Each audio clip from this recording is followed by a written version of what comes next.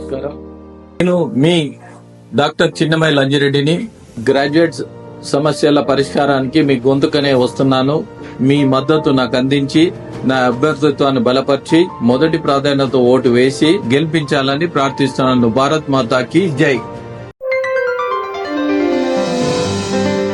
కేసీఆర్ గారి హయాంలో 10 ఏళ్ల పాలనలో బంగారు తెలంగాణ కాదు, అసలు తెలంగాణనే నష్టపోయింది అని అంటున్నారు.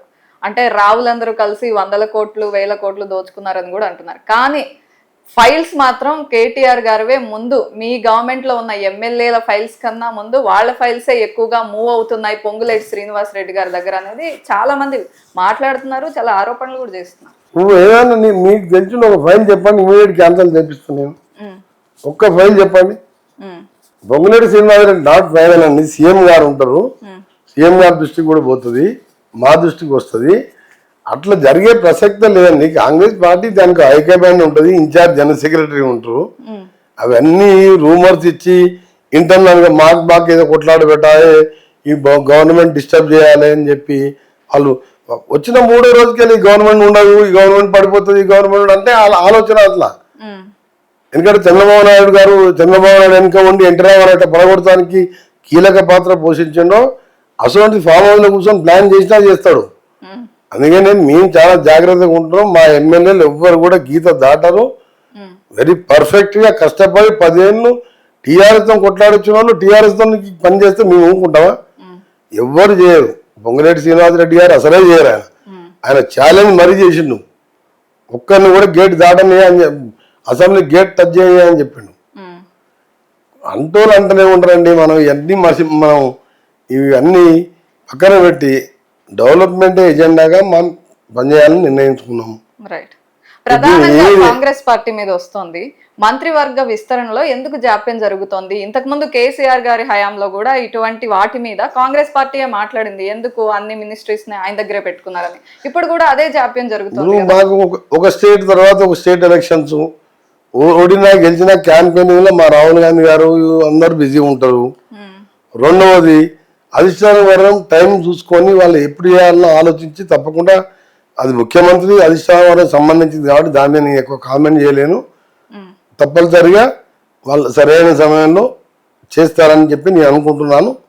డెఫినెట్ గా చేస్తారు, ఖాళీ అయితే వదిలిపెట్టారు కదా. ఎందుకంటే మీరు 1 ఇష్యూ తర్వాత 1 ఇష్యూ వచ్చింది. మా కులగణన మీద చాలా రోజులు టైం పట్టింది, 3 నెలలు దాని మీద. పార్లమెంట్ ఎలక్షన్ లో 3-3 మంత్స్ పోయింది. ఇప్పుడు వాళ్ళు 3-4 మంత్స్ ఆల్ ఇండియా మొత్తం వాళ్ళు తిరగాలి. తిరగబట్టే కదా 50 సీట్లకి వెళ్ళి 100 సీట్స్కి వచ్చినాం మనం. సో నాకు భవిష్యత్తు తెలిసి త్వరలో నిర్ణయం తీసుకుంటారు అనుకుంటున్నాను. రైట్. ఫైనల్ గా తెలంగాణకి కాంగ్రెస్ ప్రభుత్వం కొత్తగా ఏం చేయబోతోంది? మంచి ఇండ్లు కట్టబోతున్నాం. మీరు ఇల్లు మోడల్ చూడండి. 3.5 లక్షలతోని 3.5 లక్షల మంది ప్రతి constituency 3,500 per assembly into 5 lakhs immediate గా స్టార్ట్ చేస్తున్నాం. ఎంప్లాయ్మెంట్ కూలీకి అసలు ఎప్పుడు ఎక్స్పెక్ట్ చేయకుండా వాళ్ళ అకౌంట్ 6,000 పడతాయని. ఆ రోజు ఉపాధి హామీ సోనియా గాంధీ పెట్టిన దానికి పోతే 150 రూపాయలు వస్తే తిని అనుకుంటాం. 6,000 అకౌంట్ వేస్తున్నాం. ఇది ఒకటి ఎక్కడ ఏ స్టేట్ లో లేదు. అది ఇది నిజంగా కూడా ఒక భూమి లేని నిరుపేదకు ఒక వరం లాంటి కార్యక్రమం. ఇలా దీంతో పాటు ఇప్పుడు చెప్పిన స్కిల్ ఐటీఐలను డెవలప్మెంట్ చేసి ఒక 20-25 లక్షల మందికి ఈ 4 ఏళ్లలో ఇక్కడే ఎక్కడైతే నీకు హైరైజ్ బిల్డింగ్ సిటీలో ఇంకా పెరుగుతుంది బిజినెస్, వాళ్ళకు ఎంప్లాయ్మెంట్ కల్పించడం, స్కిల్ యూనివర్సిటీని ఎక్స్పాన్షన్ చేయడం, రీజనల్ రింగ్ రోడ్ చేసి వరల్డ్ మ్యాప్ లో ఏదైనా డెస్టినేషన్ ఎక్కడ ఇండస్ట్రీ పెట్టాలరా అంటే Hyderabad best airport to RRR or ORR or 4th సిటీకి కనెక్టివిటీగా 15 minutes చేసుకునే విధంగా పీస్ఫుల్ స్టేట్ గా ఉన్న హైదరాబాద్ డెస్టినేషన్ కాబోతున్నది. ఇండియాలో బెంగళూరు కూడా ఓవర్ క్రౌడ్ అయిపోయింది. Bombay too costly. బెంగళూరు ఢిల్లీ గురించి పొల్యూషన్ కానీ అది కానీ మనం చెప్పే అవసరం లేదు. ఎక్కడ రావాలి? ఇండియాలో HR ఫ్రీ ఉన్నది. అమెరికా ట్రంప్ ఆయన రూల్స్ తోని చాలా మంది వెనకకు వచ్చేస్తే ఇక్కడికే వస్తాయి ఐటీ కంపెనీస్. అమెరికాని మన వాళ్ళం పంపించిన అమెరికన్ కంపెనీస్ గూగుల్ ఏ విధంగా, మైక్రోసాఫ్ట్ ఏ విధంగా ఆఫ్టర్ అమెరికా పెద్ద వాళ్ళు హెడ్ క్వార్టర్ పెట్టుకున్నారు, ఇక్కడ హైదరాబాద్ పెట్టుకుంటారు. ఇక్కడ పిల్లలకి ఎంప్లాయ్మెంట్ వస్తుంది, రియల్ ఎస్టేట్ కూడా త్వరలోనే regional ring road work start కాగానే రీజనల్ రింగ్ రోడ్ కూడా పెరుగుతుంది. మా ఆదాయం కూడా పెరిగినప్పుడు దాన్ని పేదవాళ్ళకి పంచే కార్యక్రమాలు చేస్తాం. పేదవాళ్ళకి పంచుకుంటూ మేము ఒక్కటే అనుకున్నాం, ట్రాన్స్పరెంట్గా ఉండాలి. వచ్చే 5 ఏళ్ళ ఎలక్షన్లకు ఎట్లా గెలుస్తాం మాకు తెలుస్తుంది. ఎందుకంటే టీఆర్ఎస్ పార్టీ అనేది ఉండదు. బహుశా నాకు తెలిసిందంటే ఇప్పటికీ ఎల్పీ లీడర్ లేడు. కులగణన చేస్తే కూడా అసెంబ్లీకి రాలేదంటే 90% మంది సంబంధించిన సబ్జెక్టు కూడా కేసీఆర్ రాలేదంటే ఆయన కూడా ఆశ చూపుకున్నాడు. ఈ హరీష్ రావు కేటీఆర్ మధ్యలో మనకు తెలుసు కొట్లాట. అది కడుపులో కత్తులు పెట్టుకొని పైకి వెళ్ళి గౌరవించుకుంటారు, లోపల కడుపులో కత్తులు పట్టుకుంటారు, ఎప్పుడు పొడుచుకుందామని. సో ఆ పార్టీ అనేది ఉండదు. మన కౌన్సిల్లో తెలంగాణ అసలు ఉండనే ఉండదా? 10 ఏళ్ళు పరిపాలిస్తే 16 సీట్లలో గుండుసున్నాయి ఎందుకు వస్తుంది? పరిపాలించండి. ఆ దోసుకున్న 10 ఏళ్ళు దోసుకున్నారు, పరిపాలించలే.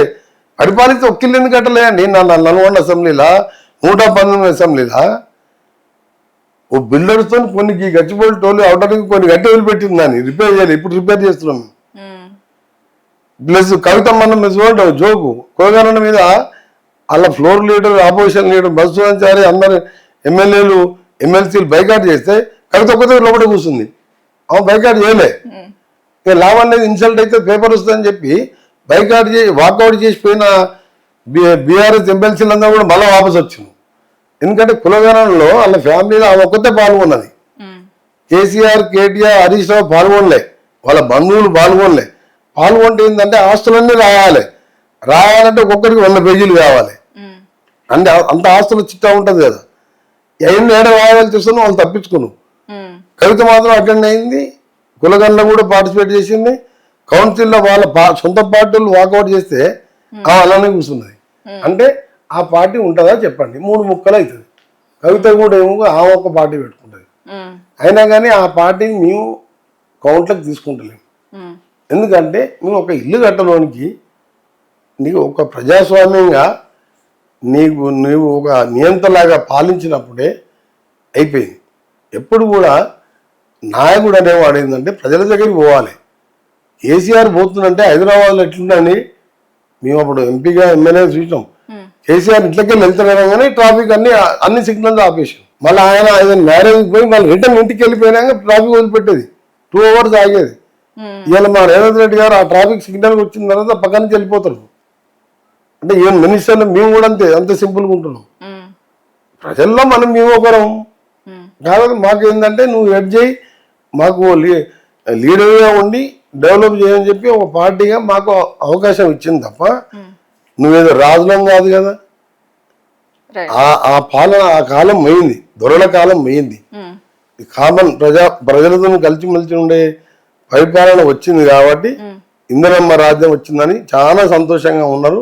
నేనైతే నిజంగా చెప్తున్నా, మీ ముందర అబద్ధం చెప్పే అలవాటు లేదు. నేను ఎదిరించాలంటే మా సొంత పార్టీని కూడా ఎదిరించిన వ్యక్తిని తెలంగాణలో. రోషయ్య గారు కిరణ్ అడ్డం పడితే ఆ ముఖ్యమంత్రి మీద కూడా విమర్శించిన, ఇవాళ రేవంత్ రెడ్డి గారు వారి ఆలోచన విధానం చూసి వారికి కూడా సపోర్ట్ చేస్తున్నాం. వారు కూడా ఒక టీం లాగా, ఆయన ఏదో సీఎం ఏదో మినిస్టర్లు కాకుండా టీం లాగా ప్రతి సలహాలు మాతో డిస్కస్ చేస్తూ ముందుకు పోతున్నాం. తప్పకుండా మీరందరూ కూడా సహకరించాలని విజ్ఞప్తి చేస్తున్నాం.